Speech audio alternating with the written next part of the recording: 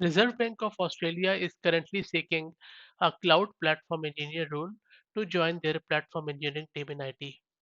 This role will provide specialized platform engineering and development skills for the implementation of infrastructure and automation solutions to meet the business requirements for the bank.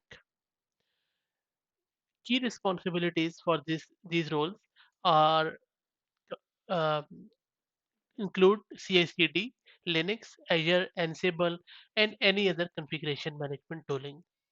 This role also require you to have a good grasp of documentation and adoption of automation technologies.